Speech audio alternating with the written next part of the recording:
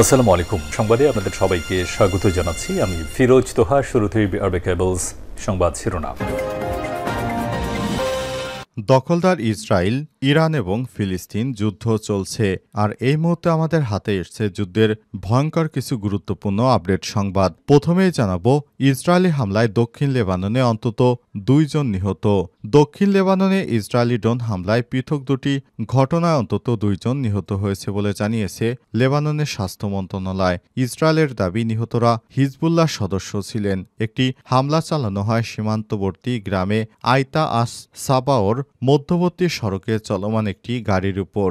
দিনের শুরুতে অপর একটি হামলা হয় উপকূলীয় শহর সাইদেনের দক্ষিণ অঞ্চলে চলা একটি গাড়ির উপর। দুটি হামলায় ইসরায়েলের লক্ষ্যবস্তুতে আঘাত হানে এবং 2 জন হিজবুল্লাহ যোদ্ধা নিহত হয়েছে। এরপর জানাবো, ইয়েমেন পিছু হটবে না, ওয়াশিংটনের ভুল স্বীকার করে নিউজউইকের প্রতিবেদন। যুক্তরাষ্ট্র সব সময় ইয়েমেনের হুতি বিদ্রোহীদের দমন করার জন্য এডেন উপসাগরে নৌবাহিনী মোতায়েন করে রেখেছে, কিন্তু তারা এত আক্রমণের পরও হুতি বিদ্রোহীদের সামনে ধরাশায়ী। তারা কোনোভাবেই হুতি বিদ্রোহীদের দমন করতে পারছে না, বরং তাদের উপর হুতিরা ভয়াবহ হামলা চালিয়ে যাচ্ছে। এ অবস্থায় যুক্তরাষ্ট্র তাদের ভুল স্বীকার করেছে। এদিকে ইরানের শক্তির সূচকগুলো মার্কিন যুক্তরাষ্ট্রকে আলোচনায় আসতে বাধ্য করেছে বললেন ইরাকি বিশ্লেষক। মেহের নিউজ এজেন্সির বরাত দিয়ে পাসটুডে জানিয়েছে, ইরাকি রাজনৈতিক বিশ্লেষক মোহাম্মদ আলী বলেছেন, মার্কিন যুক্তরাষ্ট্রের সঙ্গে আলোচনা শুরু করার আগে ইরান পারমাণবিক চুক্তি বাস্তবায়নের গ্যারান্টি দিয়েছিল। ইরানি পক্ষ থেকে মার্কিন যুক্তরাষ্ট্রের সঙ্গে পরোক্ষ আলোচনার প্রথম ধাপকে ইতিবাচক এবং দ্বিতীয় ধাপকেও ইতিবাচক পারস্পরিক শ্রদ্ধার পরিবেশ বজায় ছিল বলে জানিয়েছেন। তারা বলেছে, যুক্তরাষ্ট্রই ইরানের সঙ্গে আলোচনা করতে বাধ্য হয়েছে। এদিকে ইরান রাশিয়ার সম্পর্ক শক্তিশালী এবং কৌশলগত বললেন পররাষ্ট্রমন্ত্রী আব্বাস আরগচি। IRIB বার্তা সংস্থার বরাত দিয়ে পাসটুডে জানিয়েছে, মস্কোয় রুশ পররাষ্ট্রমন্ত্রীর সঙ্গে সংবাদ সম্মেলনে ইরান পররাষ্ট্রমন্ত্রী বলেছেন, ভ্লাদিমির পুতিনের সঙ্গে খুব ভালো এবং দীর্ঘ বৈঠক হয়েছে। ইসলামী প্রজাতন্ত্র ইরানের সর্বোচ্চ নেতার একটি লিখিত বার্তা ভ্লাদিমির পুতিনের কাছে হস্তান্তর করেছি। এটি পুতিনের জন্য যেমন বার্তা ছিল, তেমনি সমগ্র বিশ্বের জন্য। এর মাধ্যমে গোটা বিশ্ব বুঝতে পেরেছে ইরান রাশিয়া তার প্রধান এবং কৌশলগত অংশীদার বলে মনে করে। গুরুত্বপূর্ণ বিষয় নিয়ে রাশিয়ার সঙ্গে পরামর্শ করে। এবং সর্বশেষ জানাবো, সিরিয়ায় অর্ধেকে নামছে মার্কিন সেনা। সিরিয়া থেকে মার্কিন সেনা অর্ধেকে নামিয়ে আনার ঘোষণা দিয়েছেন ডোনাল্ড ট্রাম্প। বর্তমানে সিরিয়ায় 2000-এর বেশি মার্কিন সেনা মোতায়েন রয়েছে। চলতি বছরের মধ্যেই সেখান থেকে অর্ধেকের সেনা সংখ্যা নামিয়ে আনা হচ্ছে। প্রিয় দর্শক, এতক্ষণ শুনছিলেন সংবাদ শিরোনাম, এবারে বিস্তারিত। তবে তার আগে বন্ধুরা, অনুরোধ থাকবে এই সংবাদটিতে একটি লাইক দিন। এই চ্যানেলে আপনি নতুন হয়ে থাকলে আমাদের সংবাদটি দেখতে দেখতে চ্যানেলটি সাবস্ক্রাইব করে রাখুন। কমেন্ট করে বন্ধুরা আপনার মূল্যবান মতামত জানিয়ে দিন। আর বন্ধুরা, গাজা যুদ্ধে আপনি যদি নিরীহ ফিলিস্তিনিদের ভালোবেসে থাকেন, কমেন্টে ইয়েস লিখে বিশ্ববাসীকে জানিয়ে দিন। এবারে বিস্তারিত। ইসরায়েলি হামলায় দক্ষিণ লেবাননে অন্তত 2 জন নিহত।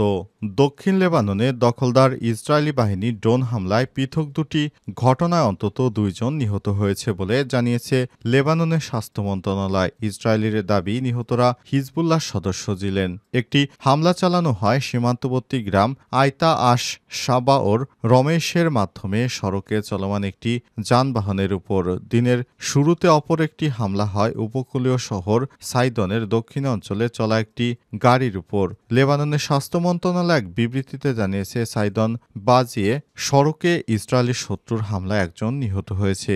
এটি ছিল দক্ষিণ লেবাননে ইসরায়েলের টানা 4র্থ দিনের হামলা। গত নভেম্বরে 1 বছরব্যাপী সংঘাত থামাতে অস্ত্রবিরতি কার্যকর হলেও ইরান সমর্থিত হিজবুল্লাহদের সঙ্গে চলমান উত্তেজনার মধ্যে ইসরায়েল প্রতিদিনই লেবাননে হামলা চালিয়ে যাচ্ছে। ইসরায়েলি সেনাবাহিনী জানায়, সাইদন এলাকায় একটি নির্দিষ্ট লক্ষ্যবস্তুতে হামলা চালিয়েছে হিজবুল্লাহ যোদ্ধা মোহাম্মদ জাফর মান্না আস আদ আবদুল্লাহকে হত্যা করা হয়েছে। তাদের দাবি, আবদুল্লাহ লেবানন জুড়ে হিজবুল্লাহর যোগাযোগ ব্যবস্থাপনার দায়িত্বে ছিলেন। গত সন্ধ্যায় সেনাবাহিনী জানায়, আইতা আল সাব এলাকায় আরেক হিজবুল্লাহ সন্ত্রাসীকে লক্ষ্য করে হামলা চালিয়ে হত্যা করেছে ইসরায়েলিরা। হিজবুল্লাহ এখনও এসব হত্যাকাণ্ড নিয়ে কোনো মন্তব্য করেনি। এএফপির এক সাংবাদিক জানান, সাইদনের হামলায় একটি 4 হুইল ড্রাইভ যানবাহন লক্ষ্য করা লক্ষ্যবস্তুতে পরিণত হয়, যার ফলে আকাশে ঘন কালো ধোঁয়া উঠতে দেখা যায়। ঘটনাস্থলে নিরাপত্তা বাহিনীর সদস্যরা পাহারা দিচ্ছিলেন। দগ্ধ হয়ে যা গাড়ির ধ্বংসাবশেষ দেখতে আগত জনতা তখনও সেখানে ভিড় করছিল। আগুন নিভিয়ে ফেলছিলেন ফায়ার সার্ভিসের কর্মীরা। ইয়েমেন পিছু হটবে না ওয়াশিংটনের ভুল স্বীকার করে নিউজউইকের প্রতিবেদন।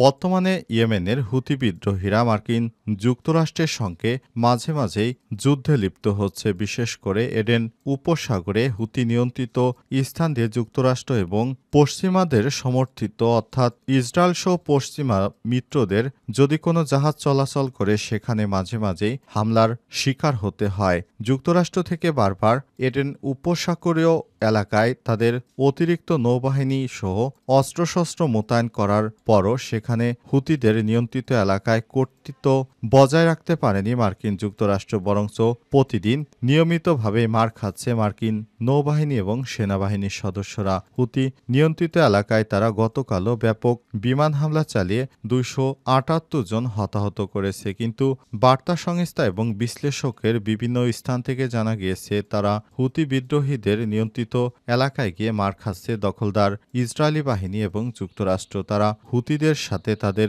রণকৌশলে কোনোভাবেই এগিয়ে যেতে পারছে না। হুতি যোদ্ধারা সবসময় যুক্তরাষ্ট্রের নৌবাহিনীর উপর তাদের ক্ষেপণাস্ত্র হামলা অব্যাহত রেখেছে। বিশেষ করে তেল ট্যাঙ্কারগুলো যখন এডেন উপসাগর দিয়ে পশ্চিমাদের দেশের দিকে যায়, তখনই সেখান থেকে হুতি যোদ্ধারা এই জাহাজগুলোতে সরাসরি হামলা চালায়। যুক্তরাষ্ট্রের পক্ষ থেকে বারবার এডেন উপসাগরে নিয়ন্ত্রণ নেয়ার চেষ্টা করলেও শেষ পর্যন্ত তারা হুতি বাহিনীর কাছে ব্যর্থ হয়েছে। হুতি বাহিনী কোনোভাবেই পিছু হটবে না, তারা যুক্তরাষ্ট্রকে শায়েস্তা করেই ছাড়বে, এমনটা বিশ্লেষণে জানা গেছে। তারা যুক্তরাষ্ট্রকে নিয়ে ভীত নয়। প্রতিবেদনে স্বীকার করা হয়েছে যে এসব হামলায় ইয়েমেন উল্লেখযোগ্য ক্ষয়ক্ষতি হওয়া সত্ত্বেও আনসারুল্লাহ বাহিনীর মধ্যে পিছু হটার টান খুব কম লক্ষণ করা গেছে। যুক্তরাষ্ট্র যতই হামলা চালাক তাদেরকে পিছু হটাতে পারেনি। ইরানের শক্তির সূচকগুলো মার্কিন যুক্তরাষ্ট্রকে আলোচনায় আসতে বাধ্য করেছে, বললেন ইরাকি বিশ্লেষক। মেহের নিউজ এজেন্সির বরাত দিয়ে পাস টুডে জানিয়েছে, ইরাকি রাজনৈতিক বিশ্লেষক মোহাম্মদ আলী বলেছেন, মার্কিন যুক্তরাষ্ট্রের সঙ্গে আলোচনা শুরুর আগে ইরান পারমাণবিক চুক্তি বাস্তবায়নে গ্যারান্টি চেয়েছিল। ইরানি পক্ষ মার্কিন যুক্তরাষ্ট্রের সঙ্গে পরোক্ষ আলোচনার প্রথম ধাপকে ইতিবাচক এবং পারস্পরিক শ্রদ্ধার পরিবেশ বজায় ছিল বলে জানিয়েছে ইরাকি বিশ্লেষক। আরও বলেছেন, এই আলোচনায় ইরানি আলোচক দলের পক্ষ থেকে কোনো ছাড় দেওয়া হয়নি। যদিও এ অঞ্চলে উত্তেজনা বাড়ানোর জন্য মার্কিন যুক্তরাষ্ট্রের হাতে অজুহাত রয়েছে, তবে ইরানও নিজস্ব প্রভাব এবং শক্তি রয়েছে। এই কারণে তেহরান নিশ্চিত ছিল যে ইহুদিবাদী ইসরায়েল যে কোনো হামলা প্রতিশোধ নেয়ার ঝুঁকির কথা ভেবে মার্কিন যুক্তরাষ্ট্র ইরানের সঙ্গে আলোচনায় বসছে।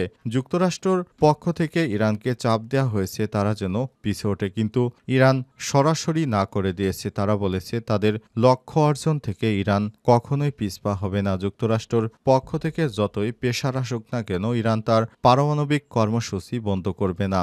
এবার 2 দফায় ইরান ও যুক্তরাষ্ট্রের মধ্যে আলোচনা হয়েছে, তবে সর্বশেষ অগ্রগতির বিষয়টি হল রাশিয়ার সঙ্গেও ইরান এই বিষয়টি নিয়ে আলাপ আলোচনা করেছে।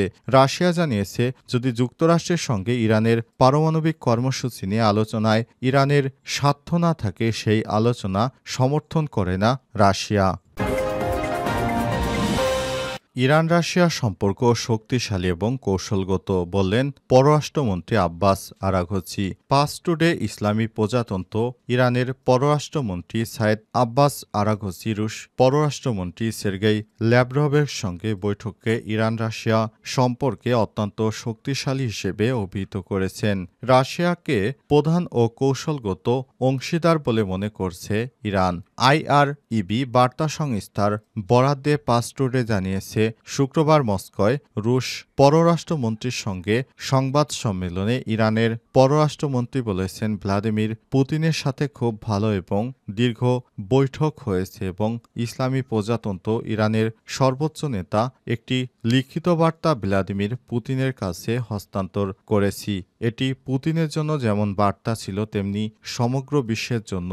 এর মাধ্যমে গোটা বিশ্ব বুঝতে পেরেছে ইরান রাশিয়াকে তার প্রধান ও কৌশলগত অংশীদার বলে মনে করে এবং গুরুত্বপূর্ণ বিষয়ে রাশিয়ার সঙ্গে পরামর্শ করে। সাইদ আব্বাস আরাগচি আরও বলেছেন, ইতিহাস সম্ভবত আর কখনোই ইরান ও রাশিয়ার মধ্যে সম্পর্ক এত ঘনিষ্ঠ এবং শক্তিশালী ছিল না। আমরা সম্প্রতি একটি কৌশলগত চুক্তি স্বাক্ষর করেছি যা ইরান রাশিয়ার মধ্যে সম্পর্ককে আরও উচ্চ স্তরে নিয়ে গেছে। রাশিয়ার পররাষ্ট্রমন্ত্রীর সাথে যৌথ সংবাদ সম্মেলনে ইরানের পররাষ্ট্রমন্ত্রী রাশিয়ার পররাষ্ট্রমন্ত্রীর সঙ্গে আলোচনার গঠনমূলক বলেও বর্ণনা করেছেন। তেহরান এবং মস্কোর সম্পর্কের উপর চলমান বিষয়াদি প্রভাব ফেলবে না। তিনি জোর দিয়ে বলেছেন, নিষেধাজ্ঞা সত্ত্বেও ইরান এবং রাশিয়ার মধ্যে অর্থনৈতিক সহযোগিতা জোরদার করা হচ্ছে। ইরান ও যুক্তরাষ্ট্রের মধ্যে পরোক্ষ আলোচনা সম্পর্কে আরাগচি আরও বলেন, যদিও আমেরিকার উদ্দেশ্য সম্পর্কে আমাদের মারাত্মক সন্দেহ রয়েছে, তারা যদি অবাস্তব দাবি উত্থাপন না করে তাহলে একটি সমঝোতা স্মারক চুক্তি স্বাক্ষরিত হবে। সেটির বিষয়ে আমরা একমত রয়েছি।